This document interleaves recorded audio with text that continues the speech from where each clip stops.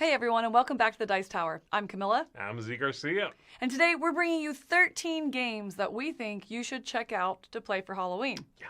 In making this list, we chose some of our favorite ones that try to represent a couple different situations. There's some that I might play at a party that I go to, with a larger group of friends. Some that I might want to play solo, by my own, or by myself, things like that. Yeah, things for kids, things for adults. Just various different kinds of, like you said, situations that these would fit into. And we also try to prioritize things you can get. Yes, for sure. So that for Halloween, if some of these interest you or intrigue you, you can go out there and find copies of these, show them to your friends and family. So with that, let's jump into our picks, which I will also say are in no particular order. That's right. We are just bringing you 13 games we recommend you checking out for Halloween.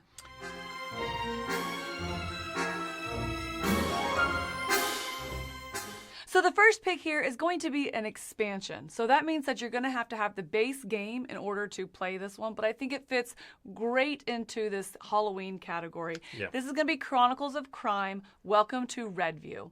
So the Welcome to Redview one kind of has a Scooby-Doo feel to it, almost. So I think it's great for families, 10 and up maybe. The whole family can get involved. You're going to be sitting around a table with this app-assisted game that's going to take you through all these strange happenings in Redview. Right. And very reminiscent, like I said, of kind of Scooby-Doo, what's going on, but Stranger Things as well, if that's a theme or an IP you're into. Weird things are happening. So there's no murder, no adult themes that you're going to find in the typical Chronicles of Crime, but you are going to need the app and you're going to need that base game plus the Welcome to Redview expansion to check this one out. Right, and to be fair, you could play Chronicles of Crime as one of the games maybe you check out this Halloween.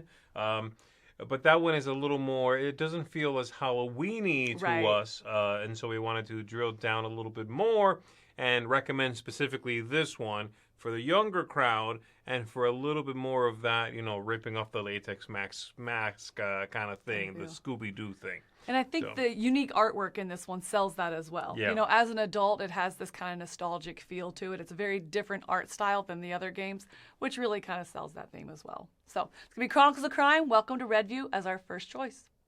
Next up, we've got a light, dice-driven, sort of silly, spooky game called Don't Go In There. Don't do it. Don't Go In There is going to have you placing out your little workers, your kids breaking into a mansion, I think is the theme. And you're putting out your little workers, you're going to be rolling dice when you fill up the rooms and see how many ghosts you attract. You want those ghosts to go bother other people. And you'll be collecting weird relics in there.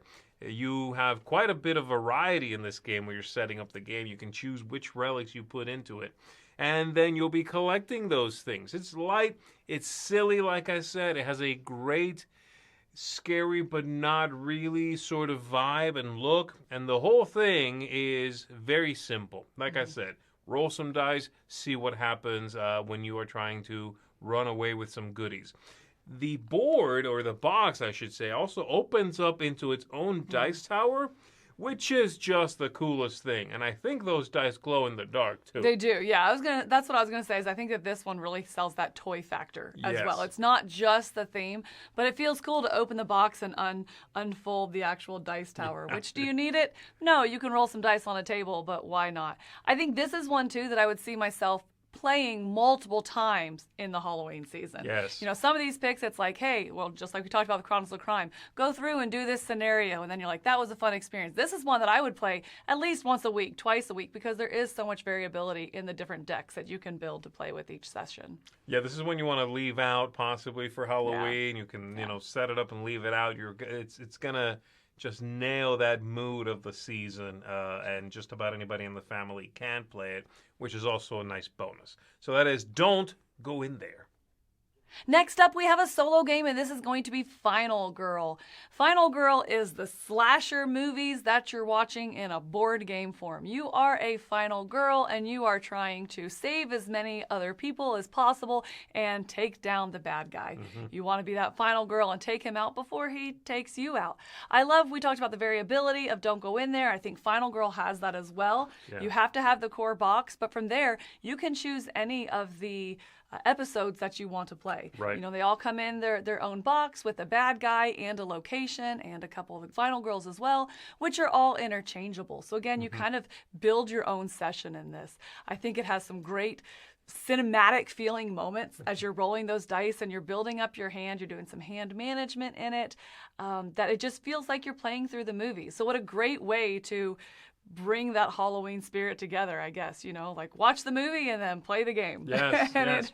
It has has a that lot feeling. of winks to intellectual properties much. that aren't what this is, but you can tell what they're winking at. Like, Right. oh, that's supposed to be Terminator. Right. Oh, that one's kind of like a Stranger Things, vibe going on. And yes, it's the world is your oyster when it comes to the choices you have for Final Girl. They've had multiple seasons with multiple, options in each. So a lot there to explore. Right. You can pick and choose the thing you want to get. Absolutely. And for me, like that thematic gamer in me, I'm the one that'll always have the soundtrack going on in the background as well. You know, like no matter what I'm playing, I'm like, oh, this is winking into Stranger Things. I got that soundtrack going on. And it really just sells the experience. So yeah, for kind of that solo adventure, cinematic experience, check out Final Girl. All right, next up, we're taking a look here at a party game. This one is the most sort of party game of all of these choices. Many of them are very much lighthearted, but Obscurio is specifically a game in which you are going to have a group of players taking clues from one player who knows the answer, the thing they're trying to get them to guess. They'll be looking at a couple of images you provide them. Think here, sort of Dixit a little bit. But those people are cooperating except for a possible hidden traitor among them who will, before they all get to open their eyes and look at these cards that they're being provided, they can move a hint to something else, or they can change something. So it's fun. It's again sort of silly, spooky. You're supposed to be in like a haunted library, and you have to find your escape and get out of there. But a fun one, in that sort of Dixit vibe. If you took Dixit and made it kind of spooky, made it a cooperative thing, then you're sort of getting a little close to what Obscurio is going to provide for you. Yeah, this one has a great tension to it, right? Because you feel this pressure to actually get out, of the house. But somebody might be leading you astray. But then if you're playing as the Grimoire, who is the character who knows the answer and is given the clues, you're just sitting there like, that's not what I meant. Nah, it's so tense for everybody. Are you trying to get out? Are you trying to hide your identity as the traitor? Or are you trying to really just get this information through and they're not picking up what you're putting down? So great tension for everybody. There you go. That is Obscurio. Next up is a big choice. If you're looking for a full game day or game afternoon kind of game to really set the mood, this is going to be Mansions of Madness. So again, this is going to be an app-assisted one. You will need the app. But honestly, you're going to want the app. It makes the game run so smoothly. You're working through different mythos, I guess, in the Cthulhu mythos here. One of the elder gods is coming down, and strange things are happening in the city. The cults are rising, trying to complete their goals in order to have this elder god come down, and you're trying to fight against it. So it's cooperative. It's going to be app-assisted, which is going to take you through these different monsters that are coming up. It's going to kind of run the bad guys for you to really keep the gameplay going. I like that about it. It's going to be scenario-based, which each scenario can be up to a couple hours. So you got to put some time into it. Sometimes, yeah. This is a full meal. Right, but by the time you have that app going, and it has that creepy music, and it has really, good writing that's telling you what the monsters are doing and where they're going and what they sound like. It really does set a whole scene and a whole vibe. Right, and you'll be exploring this mansion. You'll be revealing tiles that the app will tell you, go get this tile, place it out, move your figures, monsters pop up, doors become locked that you weren't expecting. There's a mob with torches and pitchforks outside looking for you. Yeah, moody, I think, is the right word here, setting the scene. This is a game that offloads a lot of that world building in a way onto the app, which is free, by the way. You can just get the app and use it with the board game. You need the board game. But so much of that theme comes through on the app that this is one of the more immersive games I think we have on our list today. So if you want that, big game, epic game, lots going on. This is going to take you some time. then this is a fantastic choice. Absolutely. And lots of dice rolling and lots of highs and lots of barely got it. You know, that's Mansions of Madness. Be sure to check it out. When Mansions of Madness is obviously too much for the kids, but they want to dive into a haunted place themselves and help out with the situation, then you go for Ghost Fightin' Treasure Hunters. Ghost Fightin' Treasure Hunters is a roll and move cooperative game in which each player is going to have their own character. You are walking into a haunted mansion, you are collecting these gems, and you are walking back out. But you have to be careful because ghosts are popping up in all of these rooms. You get too many of them, and they turn into a big haunter, and you get too many of those, and you're done. You just lose the game.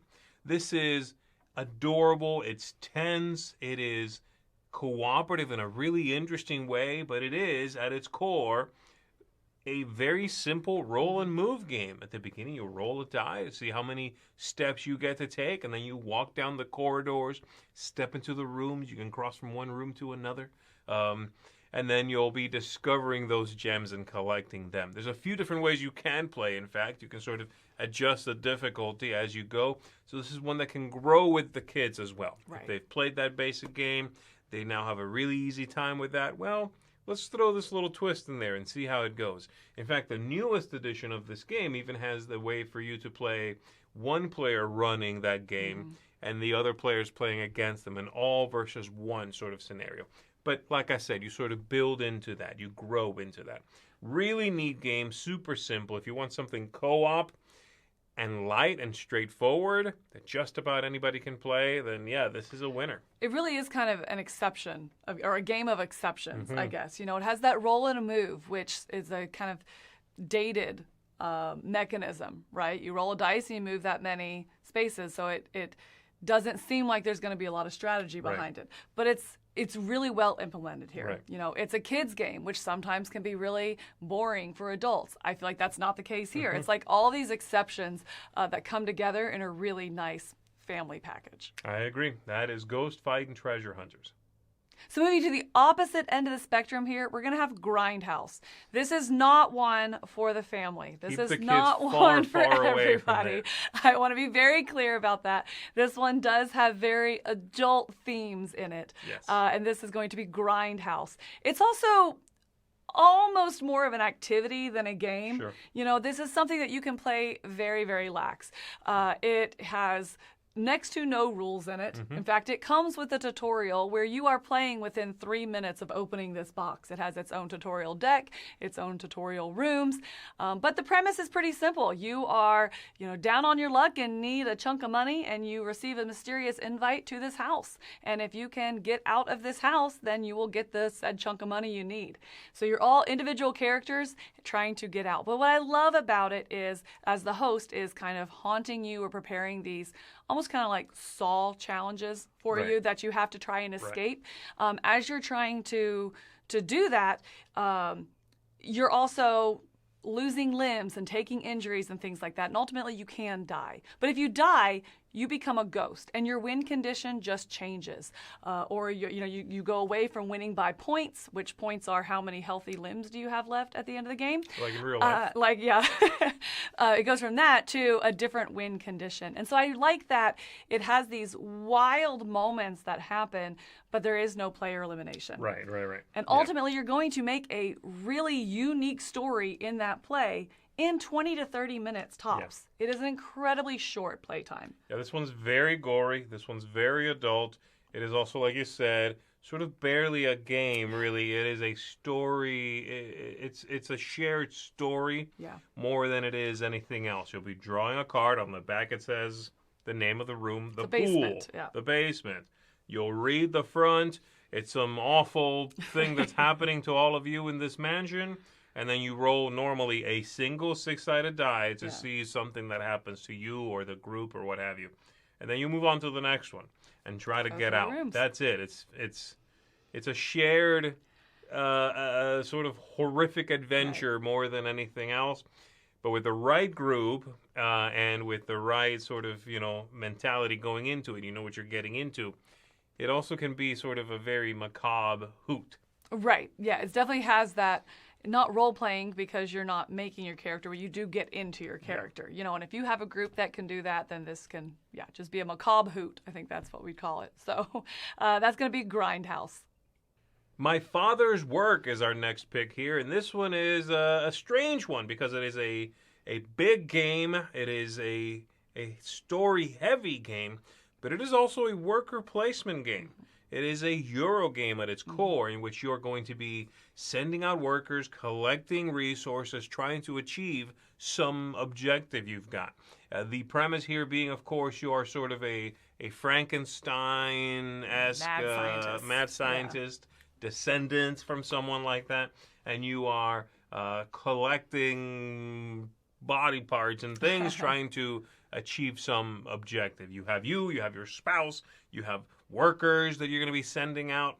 The app, like I said, is there is an app, and it's App Assistant. It has a ton of story in it. It's going to give you lots of flavor text, lots of just flavor, honestly, and there's a lot of reading in this one, so you have to know that going in.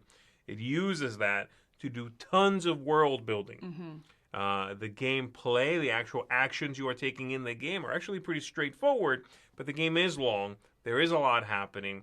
It plays over generations, so you're sort of building on what sort of you playing as your own ancestor did, and you'll be building on top of that. It's an interesting one. If you want something a little more Eurogamey, but you want that spooky setting, you want the flavor, you want one that you can play a little music to set the mood, and you use that to span all 2-3 hours this is going to take you, then this is a good one for that. Absolutely. Similar to what you were saying with Mansions of Madness, if you have that afternoon or that evening with a couple good friends that you really want to commit to a game, but you don't want the big swinginess or, kind of bombastic play style. You want that head down. We're all playing our game, trying to complete your father's work, trying to finish that research project, and pass on to the next generation. And just a real strategy game that I think this is a good pick for those nights. Yeah, absolutely. And a lovely production as well. This game has a stellar production. So check it out. If that sounds good, that's My Father's Work. Stranger Things Upside Down is going to be our next pick, and this is a very specific IP. This is, if you like Stranger Things, here is a Stranger Things board game. This is once again going to be cooperative, in which you are playing the kids from the TV show, and you are trying to, on one side of the board, save Will, and on the other side of the board, you're playing through season 2 of the TV show. So there are demogorgons in this. You're going out and having to try to keep that under control, meanwhile going out and making sure you're collecting the evidence to be able to track down where Will is and ultimately save him. I think if you are familiar with this IP, this board game absolutely sells that experience. It feels just like it. There are so many different little shout outs to it. There's different characters that you're going to be able to recruit as well to help you that are season specific. So when you play season 1, there are the season 1 characters, and when you go to the other side and you're playing through season 2, then in that one there's a different deck that you're going to use. And some of those characters carry over, but they look like they did in season 2. You see they're a little more aged, or their abilities match what happened in the season. So this is a fun one as well. If you're watching through the season again, or you really just enjoy it, all year long, playing the game at Halloween really brings that TV experience to the table. Yes, absolutely. I love the cooperation in this as well, with the walkie-talkies, because it ultimately comes down to a bunch of hand management. You can play as many cards as you want to make sure that you succeed in certain skill tests, but running that deck down is an end game trigger. Yeah, you're hurrying up the bad things. Yeah. And that can be really tense as well. So it's like you want to cooperate, but you need to be independent to not hurry your deck out. So just a lot of really neat moments in that. Yeah, I think this is a really good one for a mixed age group also. Like if it's, parents playing with kids, it's not quite simple enough for them to play by themselves. There's a decent amount of gameplay here and mechanisms and interesting things happening. But because you are cooperating, there's a nice amount of helping each other out, of tossing around ideas of, what should we do now? Where should we go? You should go over there and get this one item that's going to help us out later on. Be careful. Get away from that Demogorgon, because when that one activates again, it's going to go to your location. Like you said, I think this one nails that theme, and it is a celebration of those 2 seasons. If you like the TV show, unless you absolutely hate cooperative games, there's no way you're not going to find some joy here. Absolutely. This one just is kind of a slam dunk Yeah. if you like the TV show. So for that, check out Stranger Things Upside Down. Next up, we're talking about Campy Creatures here, who just came out with a new edition, Campy Creatures 3rd edition, I believe. That'll be the easy one to find right now. If you've come across one of the previous ones, that's fine too. They've all been interesting. But in it, we are the monsters, the classic sort of monsters that you know and love, and you are trying to capture humans, because that's what monsters do. And you will be playing cards simultaneously with the other players from your hand of cards. You have your own set of monsters that matches everyone else's. You'll reveal that card simultaneously, and hopefully you make the right call so that you can steal one of the humans sitting on the table without taking one of the ones that penalizes you, like a hunter. You don't want the hunter. The hunter is out to get you. You want the teenagers. You want the people who are helpless. You'll be collecting those sets. You'll be taking locations that give you new special abilities and revealing new humans, and again selecting a card simultaneously with the other players. Very simple, very straightforward. It has a fantastic look, the game. Absolutely. And it is a very clean design. Again, the idea being just a simultaneous reveal card game. Nothing else to it, not a whole lot going on. It does have this one really neat centerpiece, what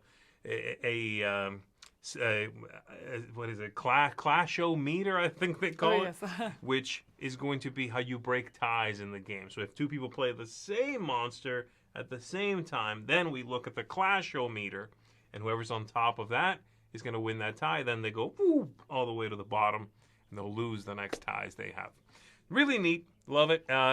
Simple. Super cute. It just screams Halloween-y, you know, like costumes and what have you. Right, and that retro kind of Halloween feel. Again, Yeah. like we were talking about with Welcome to Redview with Chronicles of Crime. Just that kind of campy feel. Very campy. You know, It's and I like called Campy Creatures, and that's why it's our pick. All right, next up we have another expansion, but this is to one of my most played games. This is Welcome to Your Perfect Home, and it's going to be the Halloween expansion. So if you've played Welcome to, or if you've not, it's going to be a flip and write style game. There's a deck of cards, you're flipping it over, and based on that information presented, you're going to be filling out your own town here. You know, the house numbers in 3 different rows. Each house having maybe a different ability or a different way it's going to score at the end of the game. So you're really just trying to maximize the way you're building out your neighborhood here. The Halloween edition, though, is going to give you a new map in which you are also trick-or-treating. So as you're filling out these houses, you have an opportunity to collect candy or ghosts. And those ghosts or candy are going to trigger and have bigger effects.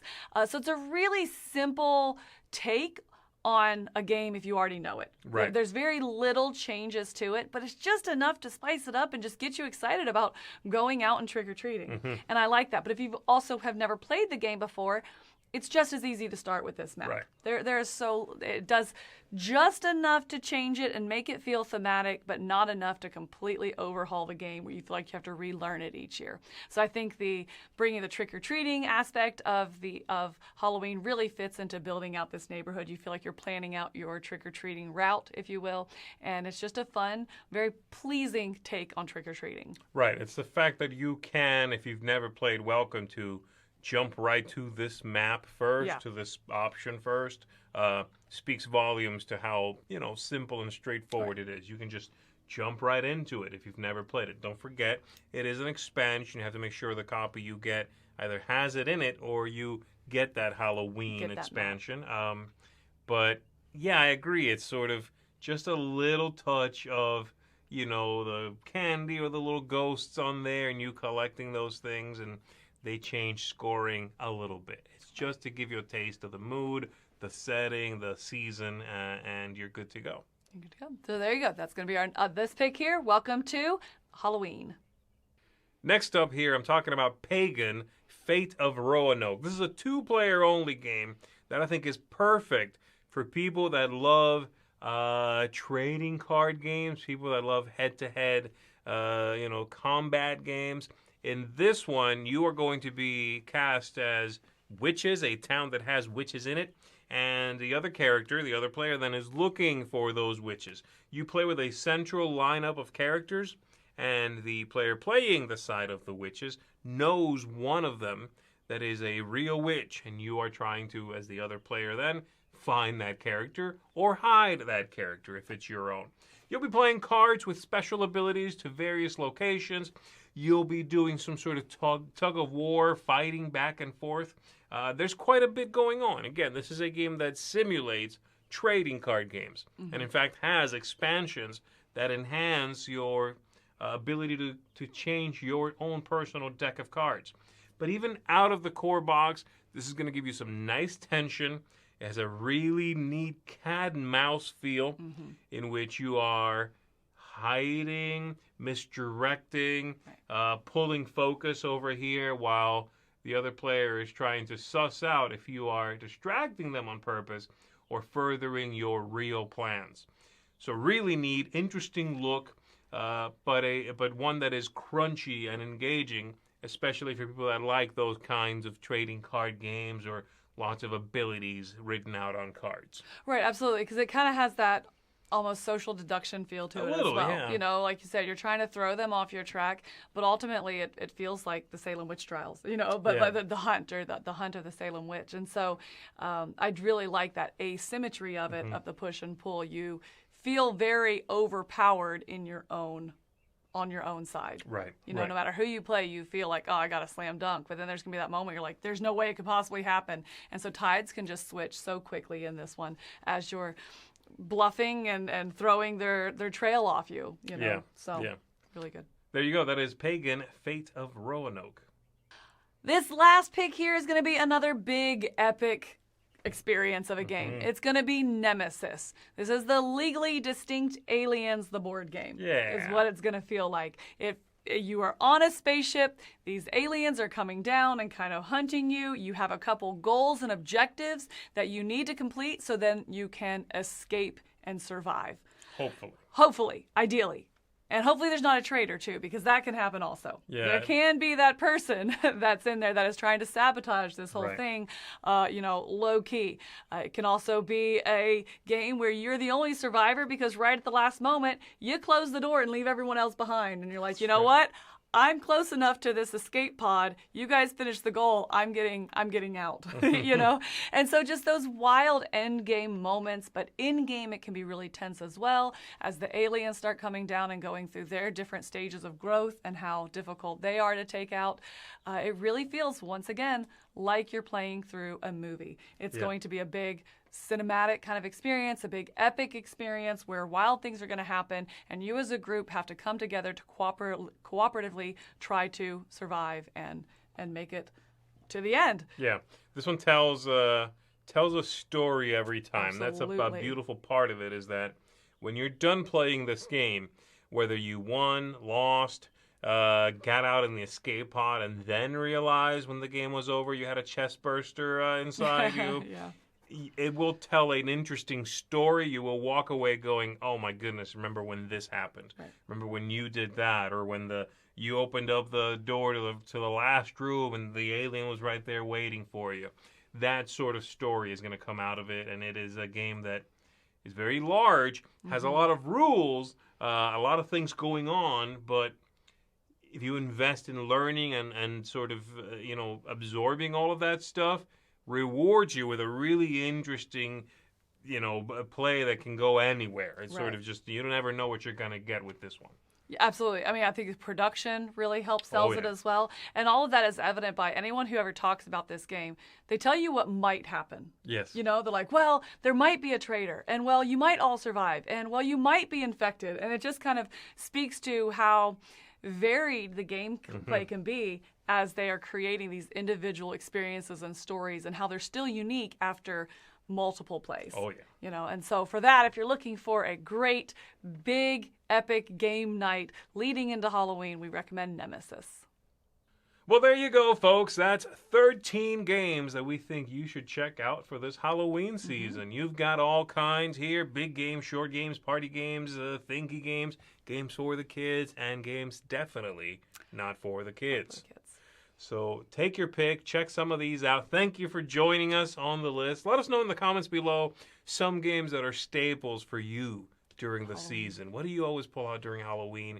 What stays on the shelf because of Halloween? Because you know it's coming. And what stays on the shelf until Halloween? I have a couple Yeah. that I'm like, I get so excited. Here Come we July, go. I'm like, it's getting closer. So there you go, everybody. Thanks so much for tuning in and checking this out. My name is Zee Garcia. And I'm Camilla. We'll see you on the next one.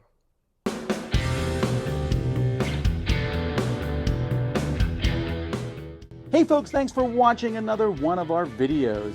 If you like our videos, if you like our channel, you would love to game with us at one of our conventions. Check out Dice Tower Cruise, Dice Tower East, and Dice Tower West. Fantastic conventions where we play games with wonderful people, a humongous library, and lots of other events and stuff. Also, don't forget to check out our channel, like and subscribe. I'm Tom Bassel.